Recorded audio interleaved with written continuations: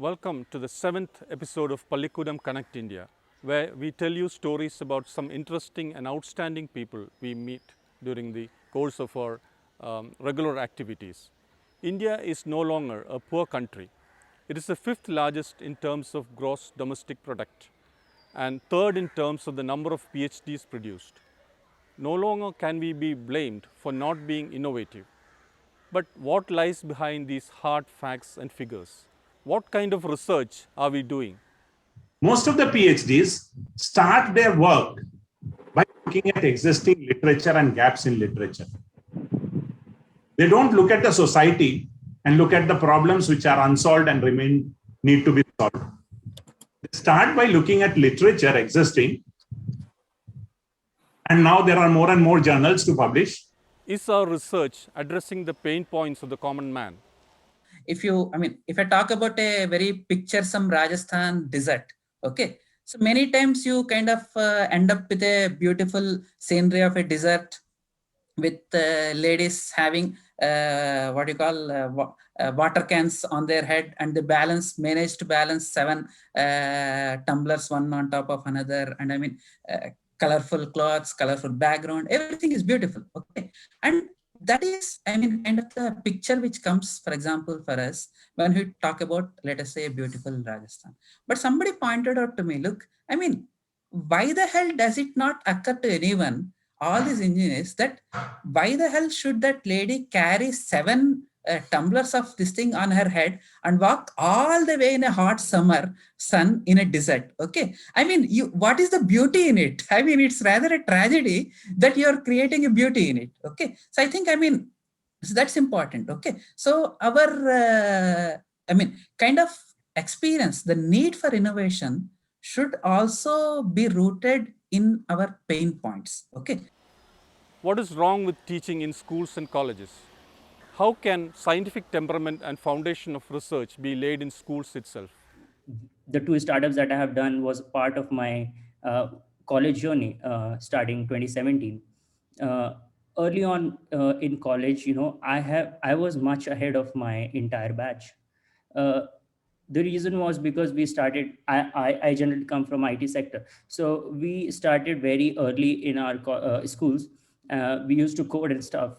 By the time I reached college, I had already finished most of my stuff.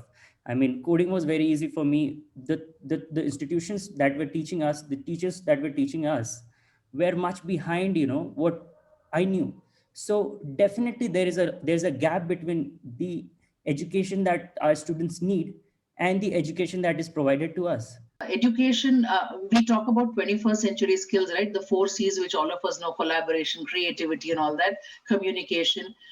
It's what does it actually mean in simple terms? It just means that, are you teaching your students how they're going to adapt this learning of school, how they're going to build on that, how sometimes they have to unlearn and relearn, so that their education suits the challenges of tomorrow. If we have done that, we have put in a scientific temperament in them. We have put in this research mentality into them, because it is very, very important for us to keep connecting students to the everyday problems of the society. Why is entrepreneurial learning and innovation not promoted in our schools? My suggestion to the today's policymakers, or even the practitioners, and academicians and scholars and scientists, even the school principals, the teachers and trainers who are all here, even the young people who are all sitting in this room, to think about the knowledge quality approach. That is very tougher. Target is easier, but knowledge quality is tougher. That's why students are not getting instilled with the confidence of what they're doing. If you talk about in India, how many schools are all having this entrepreneurship as a course, or the innovation possibilities in the school level? You can only pinpoint the schools. If my understanding is correct, Podar group of institutions, when I was a professor there, one of my students have been saying this entrepreneurship has been already taught in my curriculum while in the 7th grade. So this is one of the exceptional example. But talk about these things of innovation and triggering the intuition towards something called creativity are all not happening in the school system because of the target-centric approach. See, we have a number of engineering colleges in our state. or across the country. Why we are not giving a challenge to the colleges to solving our own problems? See, there are so many problems. See, one thing I can tell you, if you take our wastewater canals here, it is being covered by concrete slabs.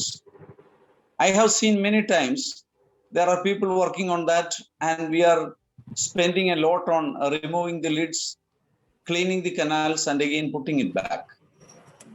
A lot of manpower and human labor is being used for that. If we specifically try to solve that problem by giving or suggesting, making a competition to making a device to lift those lids and placing it in proper places, why we are not thinking in that way? Does our new education policy and science and technology policy offer any hope? In principle, it is good. How we implement, there are going to be barriers because it's not a small country like Israel of 9 million. Okay, and it is not a single authoritarian rule like China. You know, it's a functioning democracy with varied inbuilt cultures, with varied inbuilt regional prides. So that's what is being a barrier, but that's what I say. But now that people have awakened, people want their lifestyle to be improved. So if we could, like people like Professor Surya Kumar and Professor Basi, like they are doing the right thing, indeed great thing with all the constraint, if they could create the culture of shared governance as well as shared responsibility.